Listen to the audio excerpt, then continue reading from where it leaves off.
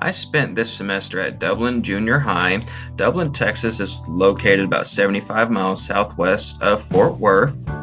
The population of the community is roughly 3,500, which is a small decline from the year 2000. The median income for families that live in Dublin is about 44,000, which is 25,000 more than it was in or around 2000.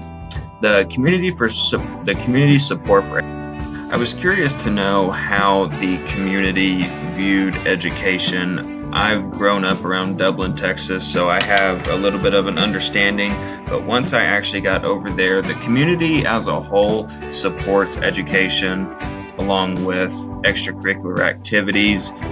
They do have some limitations due to Dublin ISD being a Title I school, but for the most part, the community supports everything that they do and help. When I first got to Dublin, I spent some time driving around the community just to see some of the neat historic houses and landmarks that are in Dublin. I suggest that if you've never gone through downtown Dublin and see all of the old Victorian houses, I highly recommend it. They are some of the most beautiful structures that you will ever see. After visiting with my mentor teacher, Coach Benfer, who coaches and teaches 8th grade math, I asked him a few questions regarding technology within the classroom, the school, and throughout the district. For the most part, he said that technology is lacking. Dublin is a Title I school, so there's not a whole lot of income coming into the school to be used on technology. When it does come to technology, Coach Benfer said that there is a technology lab that is on campus. However, the only time that it is truly used is when the students are enrolled within their technology course.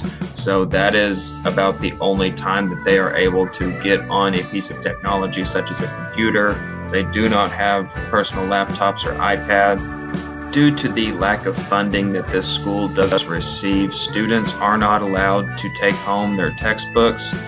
The reason for that is they may not have enough money to be able to replace all the textbooks if they do get destroyed. And it's the same that goes along with calculators. They do have a class set, and those are to stay inside of the classroom. For the most part, the classroom is pretty simple. There are rows of desks that the students sit in. There's a TV up on the wall. There's multiple whiteboards. There's a few bookshelves, and then you have Coach Benfer's desk. For the most part, the students do keep in their rows unless it is time for Coach Benfer to pull out a Kagan structure, and then you'll have two desks pulled together for a think pair shift. There are some obstacles that do occur within the classroom and throughout the district. There are many English language learning students, so some of them do not speak English as well as others. Other than that, that's really the only difficulty that I've witnessed within the classroom. As far as my tutee goes, he is 13. He does have ADHD, but he is extremely intelligent. My tutee is an English language speaking student, so there isn't much difficulty going back and forth between me and him. I did ask him what he was interested in, and he said that he was very interested in FFA and some sports. I know that he does like football. For his learning style, I noticed and witnessed that he is more of a tactile learner. He likes to be hands-on. At times, Coach Benfer has told me that sometimes the parenting styles that are present throughout the district do make his job and other educators' jobs a lot harder due to the fact that there is a strong English language barrier between the two, since Dublin is a very predominantly Hispanic-speaking community. At times it does cause issues between the teacher and the parent. I noticed that prior learning was dominant within this classroom. Within an 8th grade math class, typically they use many of the same formulas.